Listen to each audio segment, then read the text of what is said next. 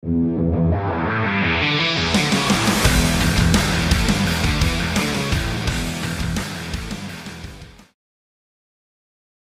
yan mga kapi, good morning po sa inyong lahat.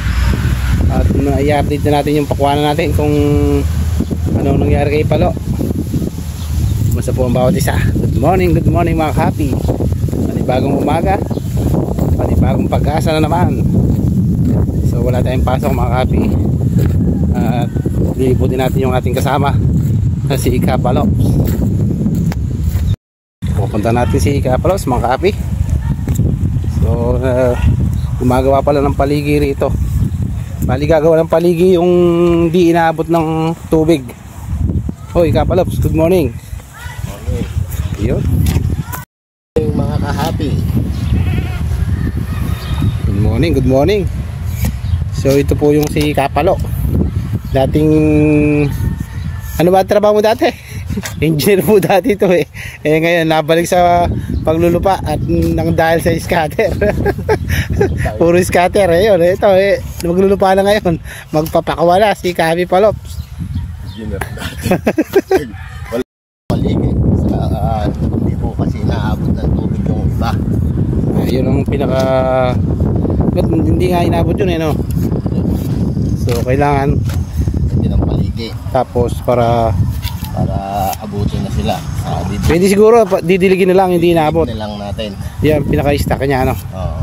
So gano'ng kalalim kaya gagawin natin yan? Mo pala. Mga babaw lang yan. Lalagyan lang natin ng bal. Galing. Kikinisin lang po namin ulit eh. So mga ilang araw kaya bago tumubo yung tanim natin pakwan? Baka po hanggang bukas eh. Tubo na. Tubo na yan. Nung laki ng pagbabago sa buhay mo, dati kang engineer ngayon eh, naglulupa ka no? dahil sa scatter ano? Lubayan mo na kasi scatter. Nagte 10 times kaya nawili po tayo doon no? Ngayon ito po bagsak. Ano lang, magtutma na naman ulit. Dyan, wala siguro 10 times dyan. Wala pong 10 times yan dito, puro 1 time lang. Hindi, wag time big time naman pag tumama ka. Diba? Diyan ka muna Kapalo at bababala ko din eh. So yung mga kapi, yung ano pala, yung sumigawing taas tuyuin. Parang ulitin ako siguro mamaya hindi diligin to. At baka hindi makatubo yung iba. Yung iba kasi hindi inabot ng tubig. Siguro papadilig na lang. Pupunta muna tayo sa ating okrahan. Meron kasi ako kahaping tinatanam na rito ng ano, yung okrahan tsaka sitaw. So bali kasi nagtanim ako nung una mais. Madalang din ang tumubo. Kaya ginawa ako, pinabalasa ko na lang, tinam na ko yung panibago. Dito muna tayo sa baba. Ayun mo na ka. So ito mga kape yung ano, tanim nating sitaw.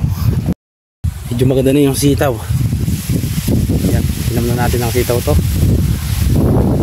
Kasi ito yung una kong tanim, yung mais. Pero may natirang pag-inalilan, panglaga siguro, pangkain.